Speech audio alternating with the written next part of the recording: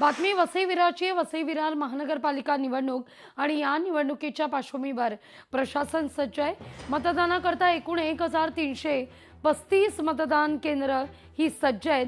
7700 कर्मचारी आणि 1500 पोलीस वसई विरारमध्ये तैनात ठेवण्यात आले आहेत। या ठिकाणी आपला स्टाफ उद्या रवाना होईल। जवळपास 7700 स्टाफ अधिक 1500 पोलीस इतका स्टाफ यासाठी मतदान केंद्रावर असेल।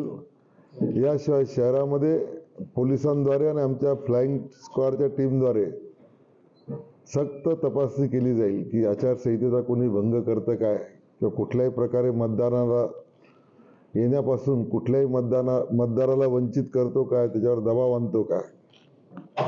आपल्याकडे एकूण 11,26,400 मतदार आहेत। या सगळ्यांना आम्ही स्लिप वाटायचं काम सुरू केलेलं आहे। महत्वाची बातमी आहे, संजय राऊत शिवतीर्थावर जाणार आहेत। उद्धव ठाकरे कुटुंबियांसह शिवतीर्थावर जाणार असल्याची माहिती मिळतेय। या घडीची सगळ्यात महत्वाची बातमी।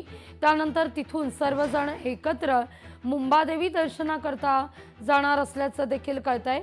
बरोबर सकाळी 11 वाजता ठाकरे कुटुंबीय मुंबादेवीचं दर्शन घेणार आहेत। प्रचार संपल्यानंतर उद्या आता मात्र निवडणूक आहे, त्यापूर्वी मुंबादेवीचा आशीर्वाद घेण्याकरता ठाकरे कुटुंबीय मुंबादेवीच्या चरणी लीन होताना दिसतील।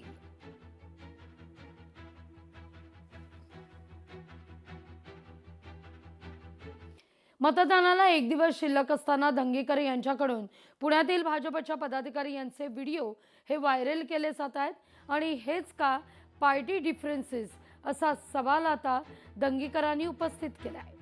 भाजप महिला उमेदवाराच्या पतीनं पैसे उधळल्याचा बारमधला हा व्हिडिओ सध्या पुण्यात चर्चेचा विषय ठरतोय।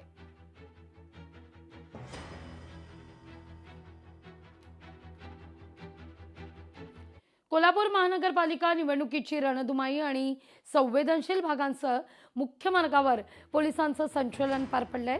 पोलीस अधीक्षकांसह अधिकाऱ्यांचा देखील यात सहभाग होता।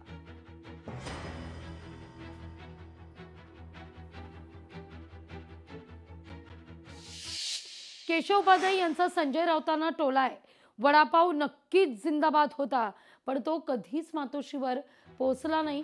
मातोश्रीवर गोरगरिबांचा वडापाव नव्हे तर परदेशी थाटाचा बर्गरच मानाचा पाहुणा होता, असं ट्विट या ठिकाणी केशव उपाध्याय यांनी केलेलं आहे आणि सामन्याच्या अग्रलेखाला प्रत्युत्तर दिलेलं आहे।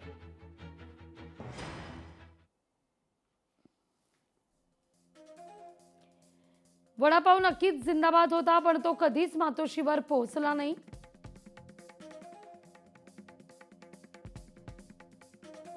तिथं तर गोरगरिबांचा वडापाव नव्हे परदेशी थाटाचा बर्गरच मानाचा पाहुणा होता, असं उपाध्याय ट्विट करतायत। विठ्ठलाच्या पंढरीत ज्यांचा जीव गुदमरतो त्यांनी सामान्य माणसाच्या वडापाववर संस्कृतीचं लेक्चर देऊ नये, असा सल्लाही केशव उपाध्याय यांनी दिलाय। वडापाव हा फक्त शिवसैनिकांसाठीच वापरला गेला, सत्तेसाठी, फोटो करता आणि दिखाव्या करता, असं ही ट्विट केशव उपाध्यायांचं आहे।